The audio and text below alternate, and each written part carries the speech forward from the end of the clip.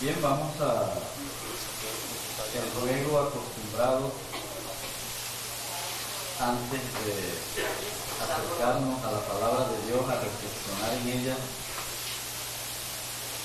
Si hoy escuchan ustedes lo que Dios dice, no endurezcan su corazón como aquellos que se rebelaron y pusieron a Dios a prueba en el desierto. Allí me pusieron a prueba los antepasados de ustedes, aun cuando habían visto mis obras durante 40 años. Por eso me enojé con aquella generación y dije: andan siempre extraviados en su corazón y no han querido conocer mis caminos.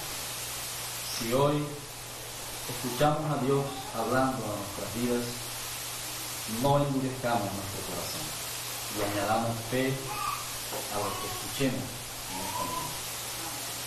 Vamos a orar. Gracias, Dios, por estar aquí,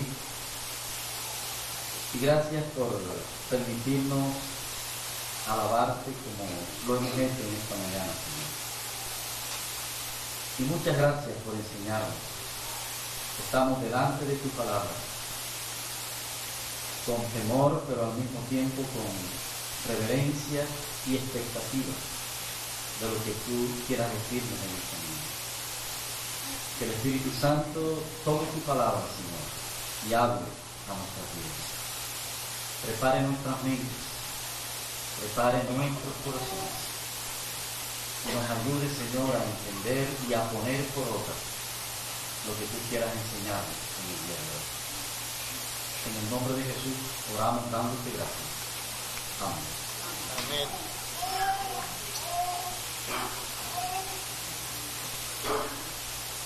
En la vida debe haber muchos Jackie Robinson. De pronto nosotros no conozcamos a ninguno ni hemos oído hablar de ninguno de los tantos Jackie Johnson que deben haber, sobre todo en los Estados Unidos. Del Jackie Johnson que quiero compartir en esta mañana una experiencia de su vida es de el primer hombre de color negro que jugó en las ligas mayores, que jugó en las grandes ligas del béisbol norteamericano. Cuenta él que en su primera temporada él jugaba con los Dodgers de Brooklyn y dice que se enfrentó con serpientes en cada lugar donde él viajaba a jugar con su equipo. Algunos lanzadores, algunos pitchers le tiraban bolas rápidas a la cabeza. Los corredores de las bases le insultaban cuando pasaban por la segunda base, que era el puesto que él ocupaba en la cancha de los Dodgers de Brooklyn. Desde el dugout del equipo contrario, el lugar donde se sientan los jugadores del equipo contrario, le lanzaban insultos, improperios, de todos los calibres. Y en la tribuna se escribían pancartas en contra de los negros y específicamente en contra de él. Aún la gente de su barrio, de su casa en Brooklyn, lo veía como un objeto de rechazo, porque ellos estaban viendo en evidencia por haber subido él a jugar a la Gran Liga.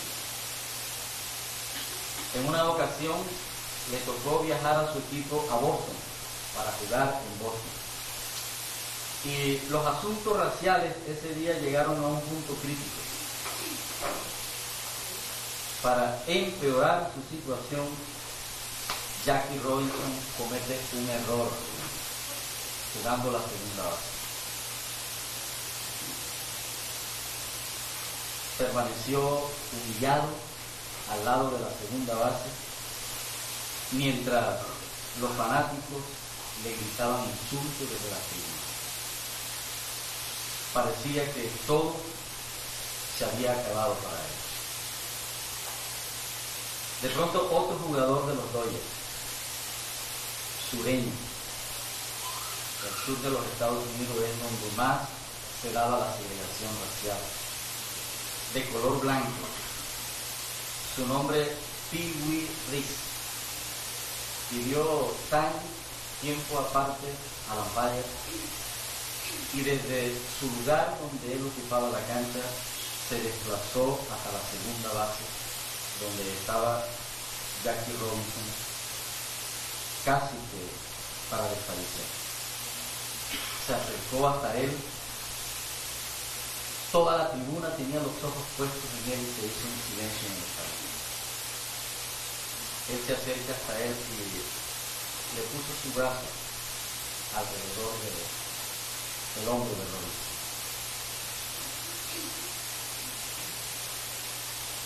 Los fanáticos se callaron y aplaudieron, y más tarde Robinson expresó que ese brazo sobre su hombro salvó su carrera deportiva. Los hombres a veces sabemos ser misericordiosos.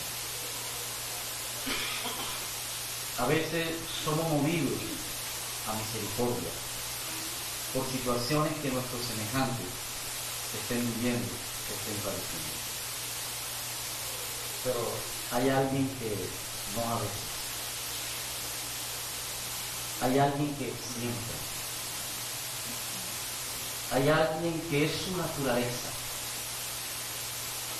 obrar con obras de misericordia por todo aquel que esté padeciendo una situación de sufrimiento en su vida.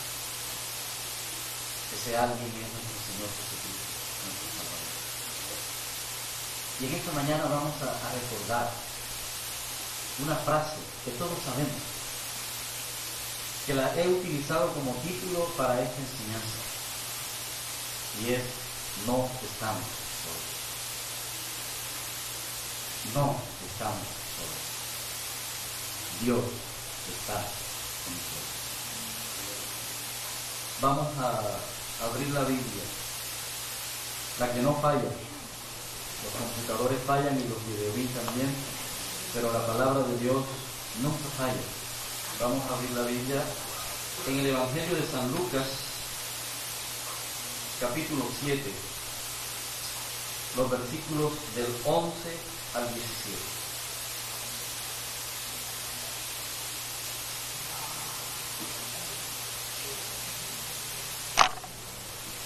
Evangelio según San Lucas, capítulo 7, versículos del 11 al 17.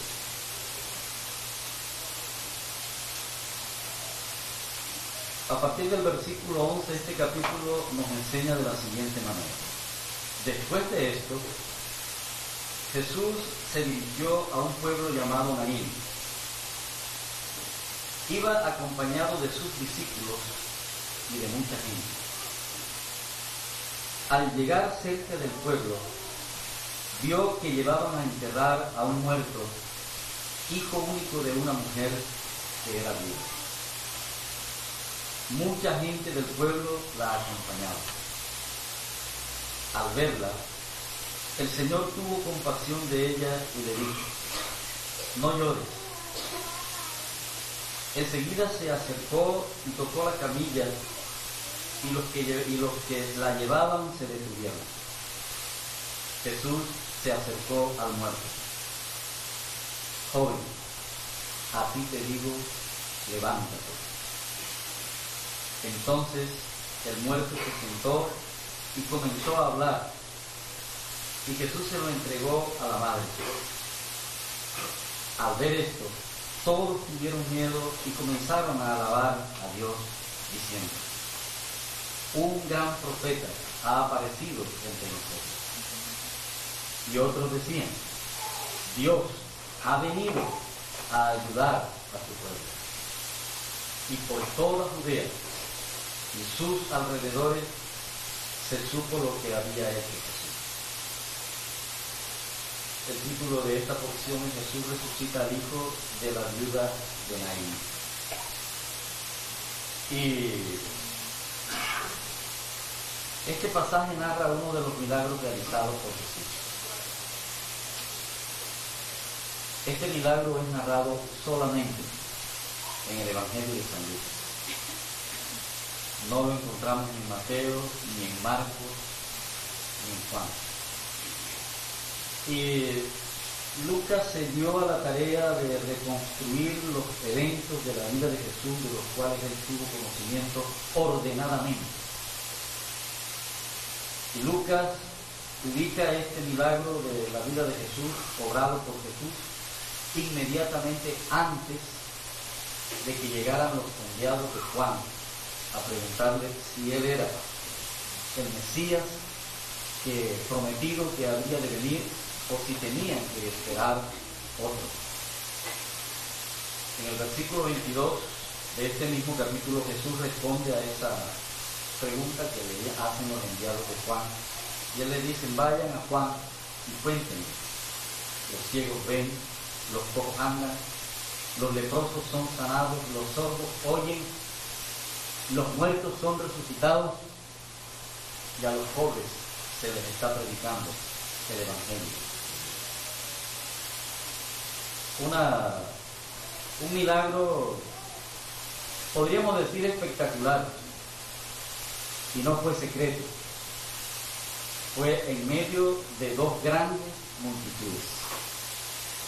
Los versículos 11 y 12 nos mencionan dónde fue este lugar, este milagro. Este milagro fue en un pueblo llamado Naín.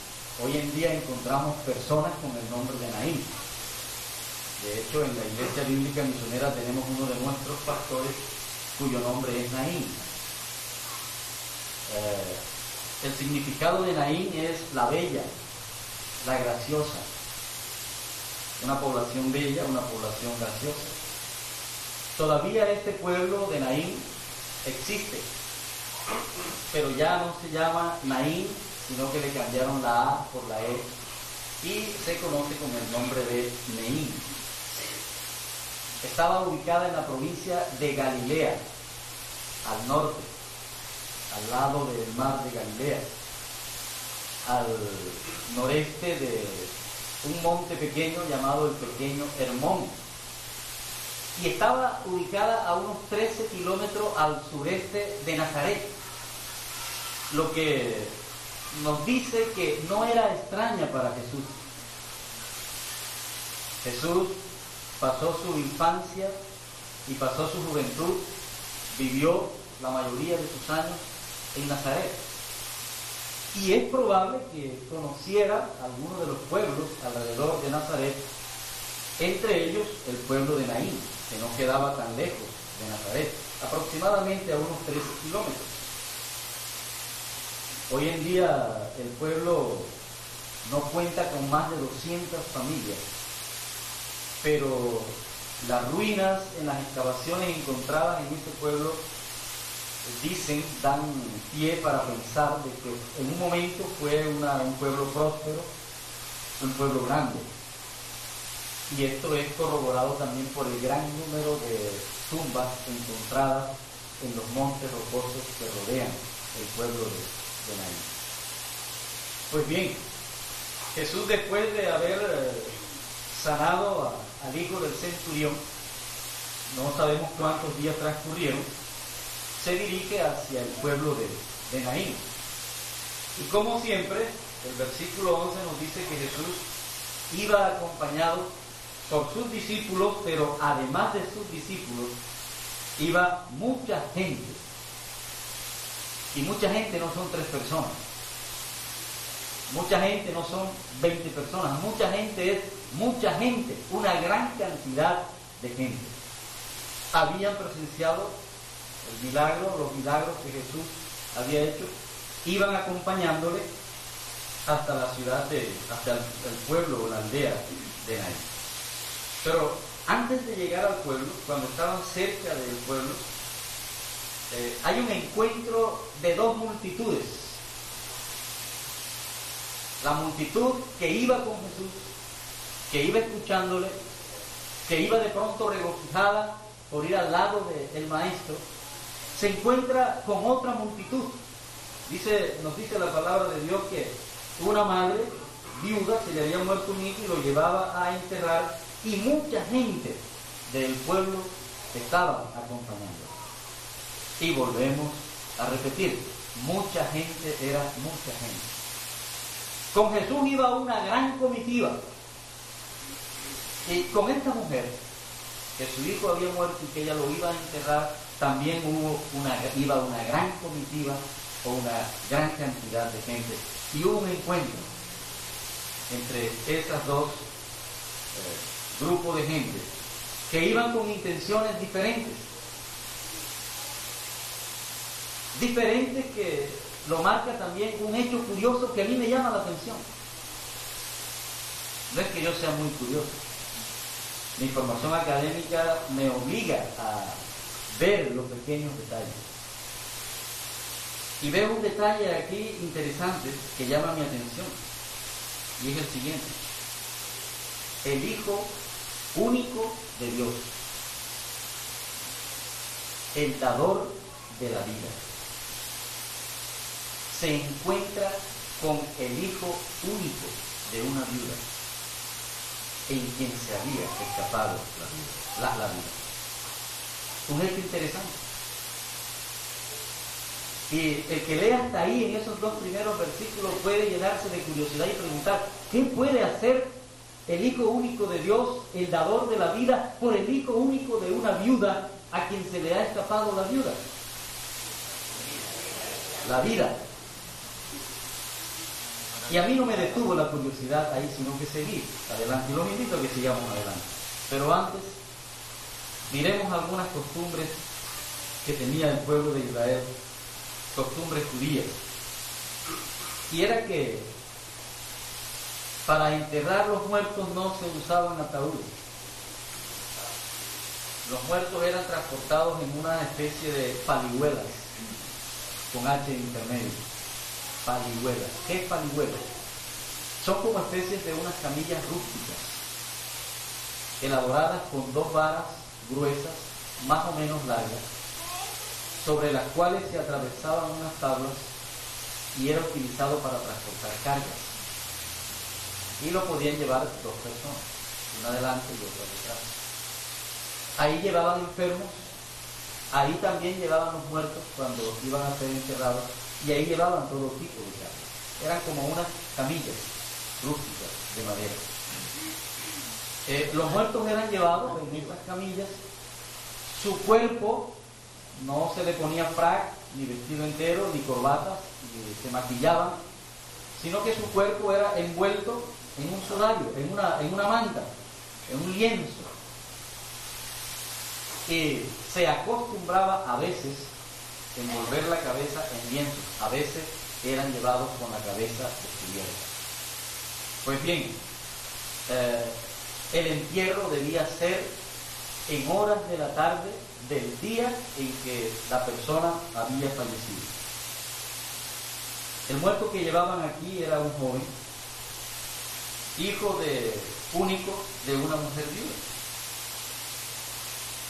Esa mujer iba a dejar a su hijo en una tumba, iba a enterrar a su hijo, y lo más probable era que hubiera tenido que regresar a su casa, sola y triste,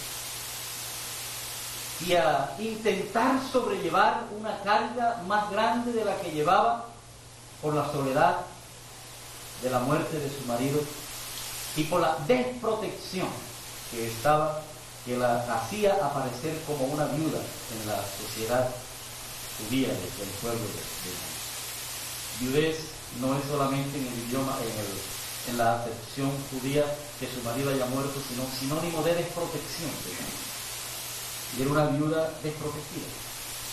Había otra costumbre con los sepelios, y era que los rabinos tenían estipulado que cuando alguna persona o varias personas se encontraran con un cortejo fúnebre, se encontraran con algún entierro, debían unirse a este cortejo, debían unirse a este entierro, a acompañar y a consolar a los de ellos.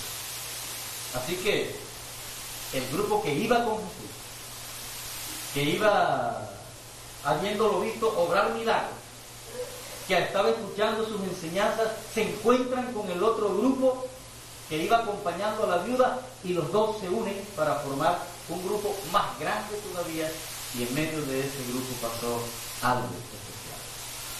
Versículos 13.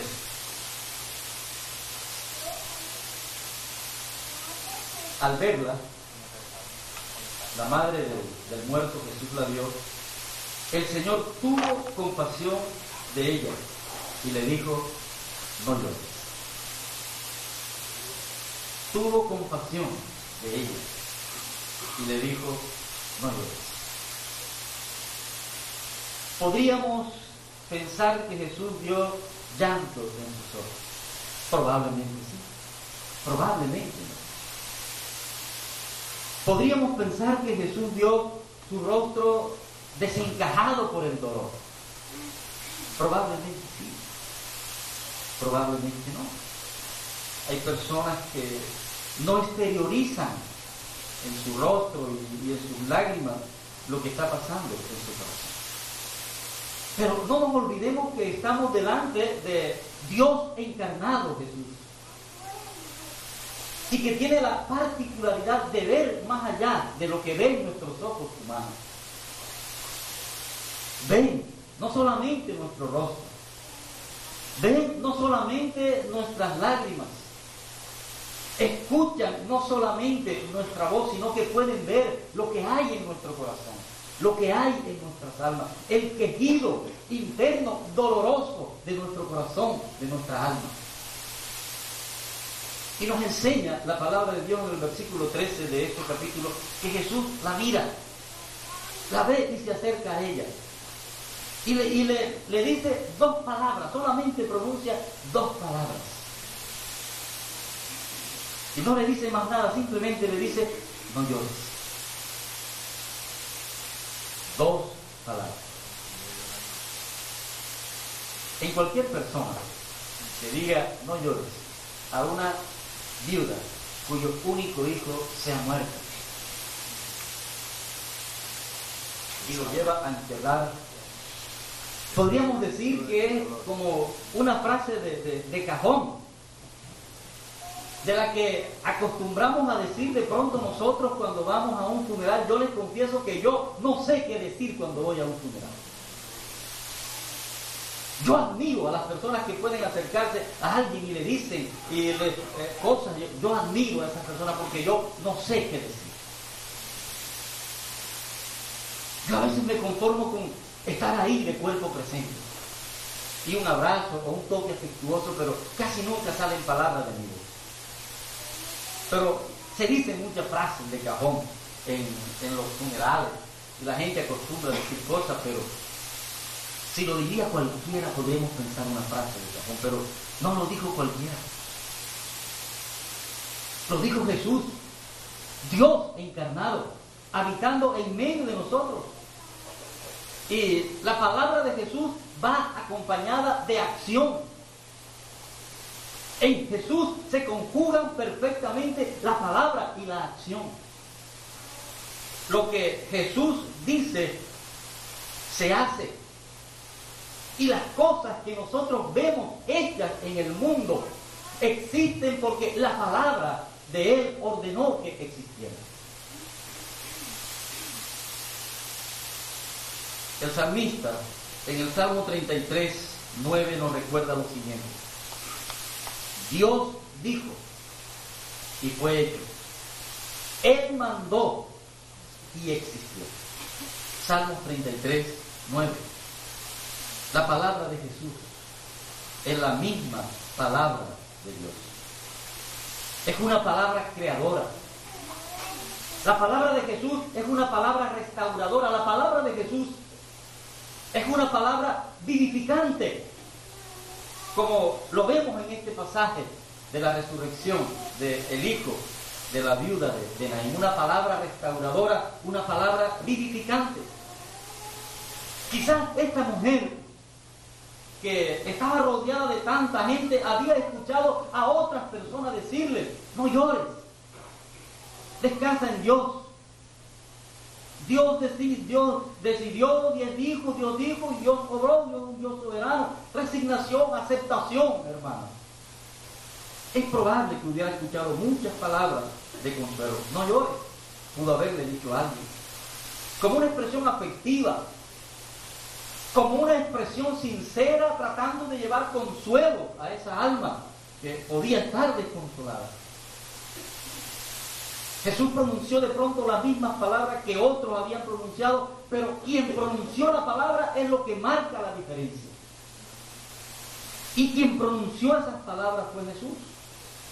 Y Jesús, mis amados hermanos de la Iglesia Bíblica y Comunidad, siempre marca la diferencia. No llores, le dijo a pero no se quedó en no llores. Decíamos que en Jesús se conjugan la palabra y la acción. Y en el versículo 14 y 15, Jesús dice, nos enseña la palabra de Dios que Jesús se acercó y tocó la camilla. Y los que la llevaban se detuvieron. Y Jesús se acercó al muerto y le dijo: joven, a ti te digo, levántate. Entonces el muerto se sentó y comenzó a hablar, y Jesús se lo entregó a su madre. En el libro de Números, capítulo 19, versículo 16, y Jesús conoce perfectamente las leyes de santidad y las leyes de contaminación rituales. Números 19, 16. Cualquiera que toque a algún muerto a espada sobre la faz del campo, o algún cadáver, o huesos humanos, o sepulcro, 7 días será inmundo. Jesús sabía esa ley, conocía esa ley del ritual del pueblo judío, pero Jesús pasó por encima de esa ley y se acercó al féretro, se acercó a la camilla y tocó la camilla. No sé si tocó al joven, pero cuando se acercó y tocó la camilla y la gente se detuvo, Jesús le dijo: joven, a ti te digo, levántate. Le dio una orden. Dio una orden. El dador de la vida da una orden a alguien que estaba preso y estaba tomado por la muerte. Y el dador de la vida dio una orden a la muerte: suelta esta vida. ¿Y qué sucedió cuando el dador de la vida le da la orden al joven de que se levante? Versículo 15, entonces el muerto se sentó y comenzó a hablar, y Jesús lo entregó a su mano. Al instante, no transcurrieron minutos, no transcurrieron horas ni días, al instante que el dador de la vida dio la orden, el que había muerto se levanta, se sienta en la camilla donde lo llevaban a transportar hacia la tumba y comienza a hablar.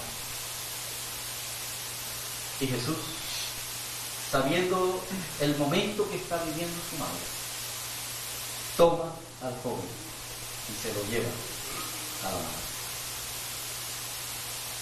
Nuevamente digo yo, a veces soy curioso, bueno, por mi formación, repito, pero saben, me hubiera gustado ver el rostro de esa mujer. Me hubiera gustado ver la reacción de esa mujer cuando Jesús toma a su hijo y se lo presenta. No puedo imaginarme. Yo creo que mi imaginación se queda corta tratando de expresar lo que pudo haber sentido esa mujer. A mí se me han vuelto familiares cercanos y yo no me imagino cómo reaccionaría, cómo hubiera reaccionado si al instante Dios las hubiera resucitado.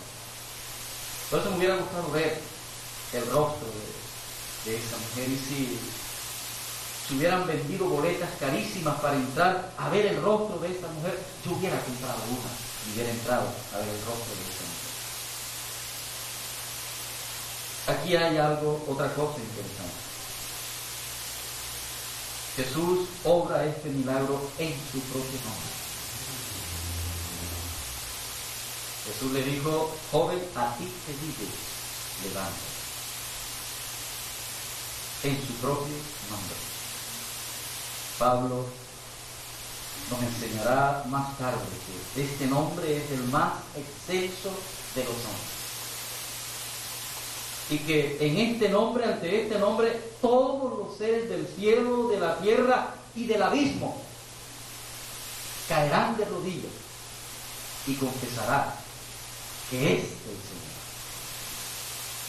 Y en ese nombre es que la iglesia que Él fundó con su muerte y con su resurrección y con la guía del Espíritu Santo en el presente tiempo, es que su iglesia tiene autoridad para obrar. El versículo 16 nos enseña la reacción de la gente. Creo que ante la presencia de Dios nadie puede quedarse indiferente. Y se despiertan sentimientos o emociones disímiles. La palabra nos dice que algunos sintieron temor, todos tuvieron miedo y comenzaron a alabar a Dios. Esto es grandioso, esto es espectacular, esto nunca lo habíamos visto. Y cuando uno está ante lo desconocido, ante lo que no entiende, ante lo que no está acostumbrado a ver, se afecta en sus emociones. Y a veces puede tener miedo y puede tener temor, y ante la presencia de Dios todos sentimos intimidación ante la presencia de ese ser tan grande y tan maravilloso. Algunos dicen: es que mi Diosito me libró, pobrecito. A mí no me libra ningún Diosito. A mí me libra el Dios grande, poderoso, maravilloso, soberano, creador del cielo y de la tierra, no un Diosito. Mi Dios es grande, no un Diosito. Y ellos contemplaron la obra de ese Dios grande ahí en Naín. Y muchos dijeron: un gran profeta se ha levantado entre nosotros. Y otros decían: Dios ha venido a ayudar a su pueblo. Lo que vieron los estimuló a reconocer la mano de Dios en lo que estaba sucediendo. No engrandecieron hombres, reverenciaron y alabaron a Dios. Juan nos recuerda en Juan capítulo 1 que Jesús es el Verbo que fue hecho carne, que habitó entre nosotros. Vimos su gloria, como la del unigénito Hijo de Dios, lleno de gracia y de verdad. Nosotros, la iglesia de Jesucristo, hoy no vimos esa gloria, no tuvimos esa dicha, esa fortuna. Se nos ha dejado escrito para que creamos. Y se nos ha enviado el Espíritu Santo de Dios para que la iglesia de nuestro Señor Jesucristo siga manifestando la gloria de Dios aquí en la tierra. Afortunados ellos que contemplaron la persona encarnada de Dios en Jesús y lo vieron verdad. Dichosos nosotros que tenemos en nuestro interior el Espíritu Santo, que nos mueve a hacer y ver obras maravillosas para la gloria de Dios. Uno de los nombres de Jesús, mis amados hermanos, que obedece al título de la reflexión, es Emmanuel. y Emmanuel significa Dios con nosotros. Él es el Dios que nos visita. Él es el Dios que nos acompaña. Él es el Dios que nos asiste. Él es el Dios que nos consuela. El Dios que nos acerca a Él y nos libera de las situaciones dolorosas o difíciles que estemos atravesando. Es una maravillosa verdad que todos sabemos, que debemos siempre recordar que no estamos solos. Dios está con nosotros. Vamos a cerrar nuestras Biblias, los que las tengamos abiertas, y vamos a reflexionar un poco.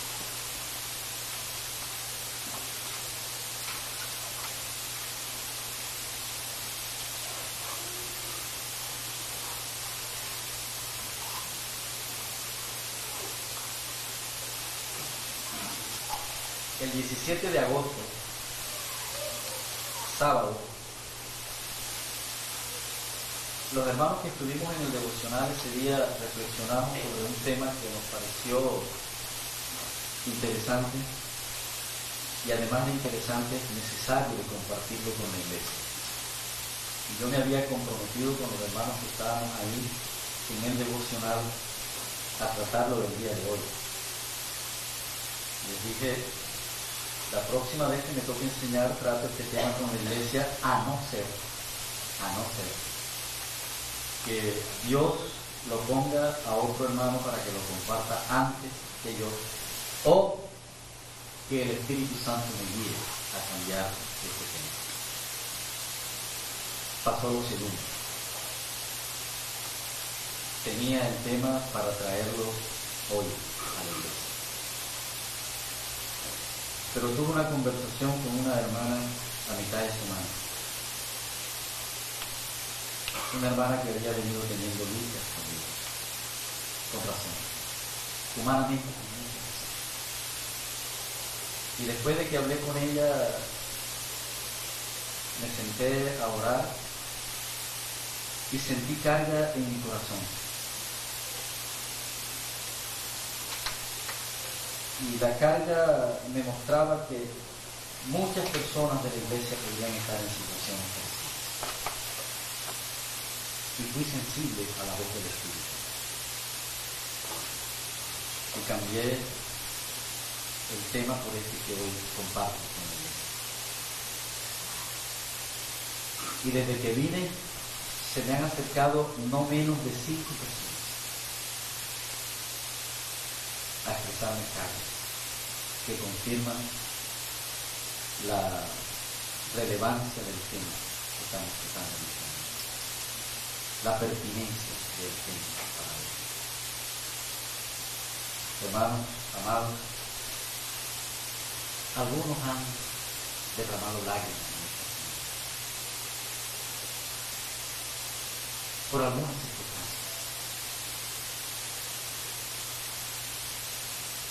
Han llorado de dolor, amamos a nuestros seres queridos y de pronto vemos que se están yendo de nuestras manos y nos produce dolor. A veces son situaciones personales, a veces lloramos de impotencia, pero muchos han llorado en esta semana. A quienes por algunas circunstancias han llorado en esta semana, Dios le dice en esta mañana que las lágrimas hacen parte de la vida de Dios. Las lágrimas hacen parte de nuestra vida. Jesús, capítulo 11, versículo 35, Evangelio de San Juan, situación, muerte de Lázaro, lugar frente a la tumba de Lázaro. Jesús, y no fue un llanto fingido. Fue un llanto expresivo, que la gente que lo vio llorar decía, mire cuánto amaba a Jesús. Las lágrimas hacen parte de la vida. Pero ¿saben algo? Ese mismo Jesús que lloró enjugó sus lágrimas. Y enjugó las lágrimas de Marta, de María, y enjugó también las lágrimas de la viuda de Naín, que llegaba a enterrar su único hijo que vino. Jesús siempre se ofrece para enjugarnos las lágrimas, para guiarnos en todas las circunstancias que podamos estar viviendo en nuestra vida.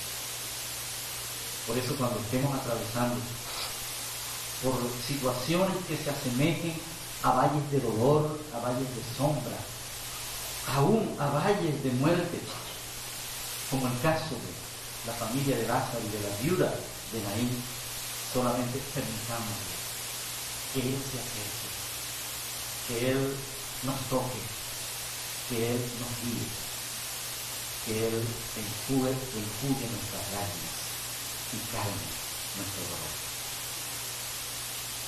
El Salmo 48, 14 nos recuerda lo siguiente: este Dios es Dios nuestro eternamente y para siempre. Él nos guiará más allá de la muerte. Salmo 48, 14. Qué reconfortante suenan estas palabras a nuestros oídos. Y más reconfortante es vivir esta verdad en nuestros corazones. El Dios es Dios nuestro eternamente y para siempre. Él nos guiará más allá de la muerte. Dios quiere, amados hermanos, Dios quiere que nunca dudemos de esta verdad. Nada, ni nadie, ni siquiera la muerte física podrá separarnos del amor de Dios que es a través de nuestro Señor Jesucristo. Aún en el estado de muerte física, aún en los brazos de la muerte física, nosotros estamos cobijados. Estamos arropados, estamos cobijados por el amor, aún más allá de nuestra muerte física. A quienes estén necesitados de ayuda divina, entre los cuales me incluyo yo, Dios quiere visitarnos de una manera especial a nuestras vidas en el día de hoy. Dios quiere en esta mañana tocar nuestras vidas con ese toque que produce alivio a nuestro cuerpo, con ese toque que produce alivio a nuestra alma, con ese toque que produce paz, ese toque que produce seguridad, ese toque que llena nuestra vida de esperanza, donde la desesperanza ha querido reinar. Dios desea visitarnos especialmente en esta mañana. Dios quiere visitar especialmente mi vida y Dios quiere visitar especialmente tu vida en esta mañana.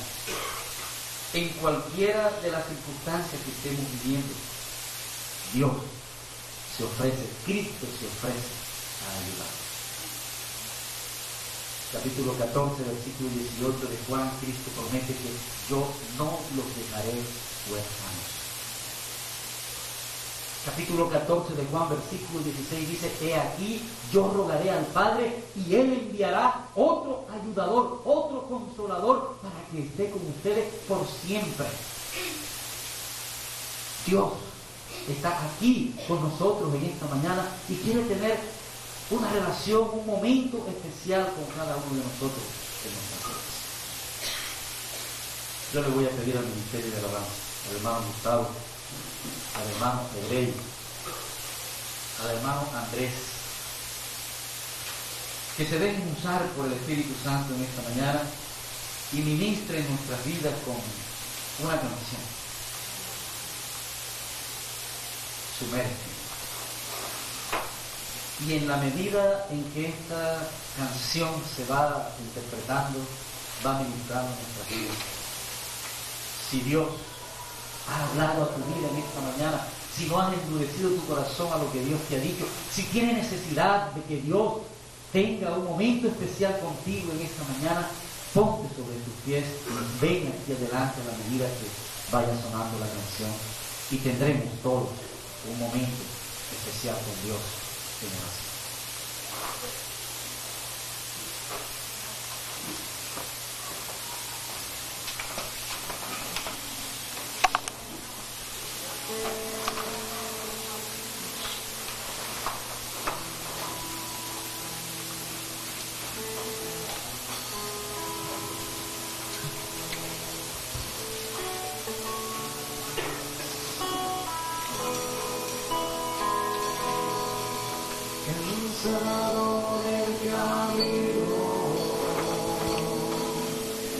Sediento de ti, desierto he cruzado, sin fuerzas he quedado, vengo a ti. Luché como soldado y a veces sufrí.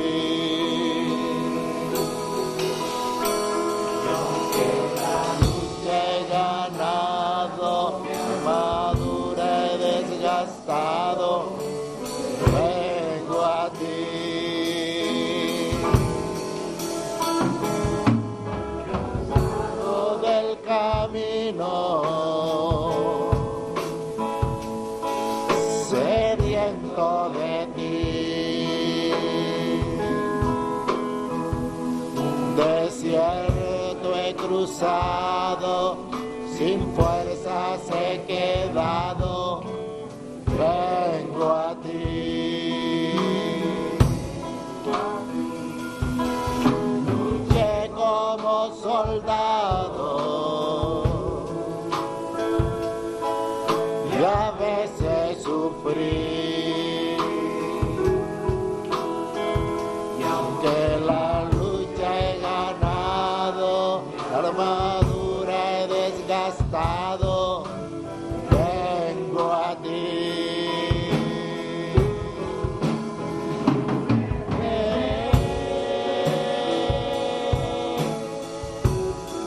En el río de tu espíritu necesito refrescar este seco corazón sediento de ti.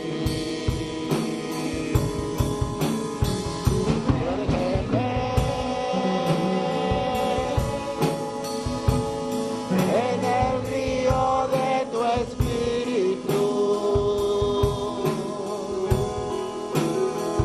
necesito refrescar este seco corazón sediento de ti. Cansado del camino, sediento de ti, un desierto he cruzado, sin fuerzas he quedado, vengo a ti. Luché como soldado y a veces sufrí.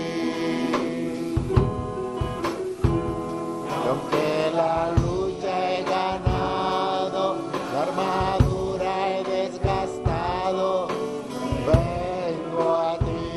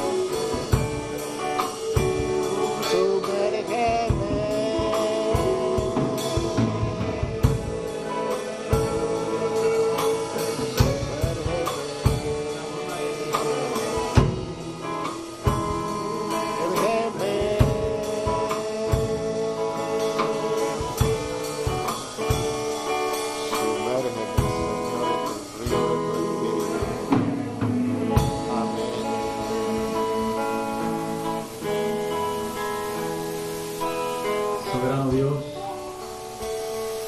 gracias por estar aquí. Y gracias por estar aquí de una manera activa, Señor. Gracias por escucharnos.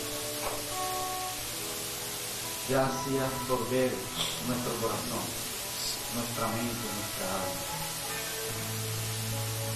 Gracias porque puedes ver la angustia que hay, el dolor, la aflicción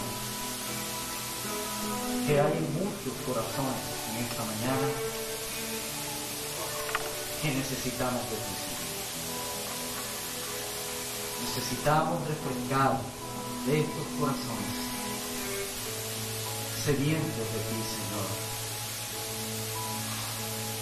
Te rogamos, Señor, que esa presencia activa tuya en esta mañana en medio de nosotros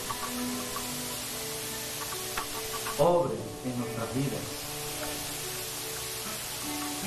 Que no solamente nos vayamos con el ánimo, con el refresco que produce tu palabra,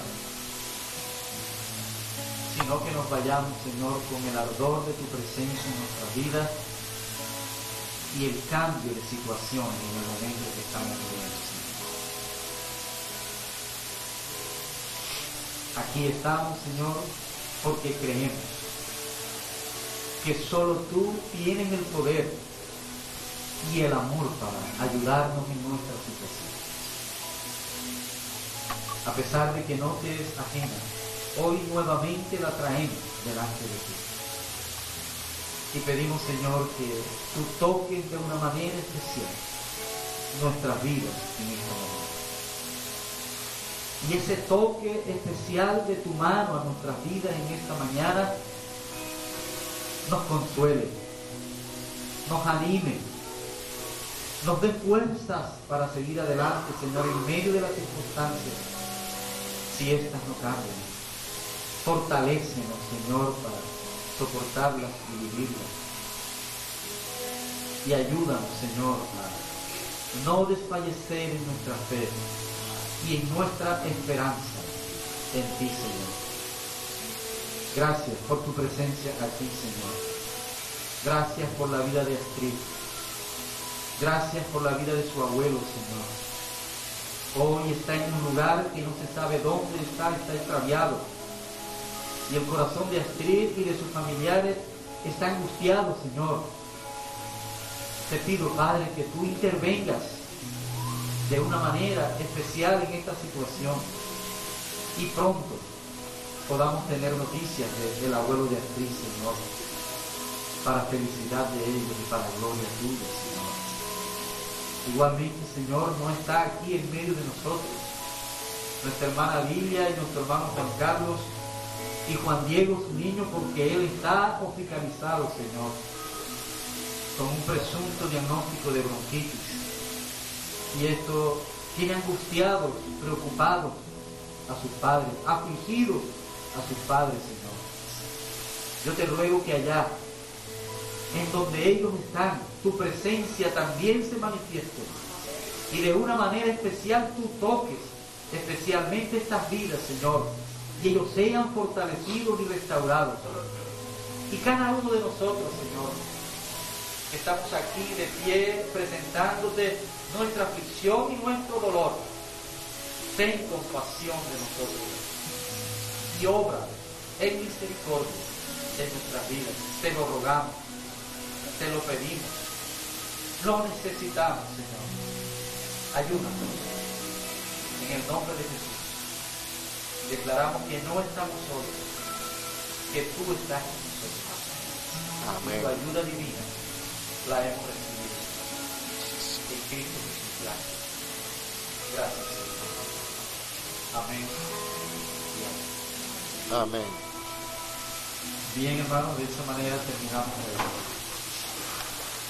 Sigan orando por Astrid, su abuelo, por Lilia, por Juan Carlos y por Juan Diego, para que Dios restaure pronto la salud del niño.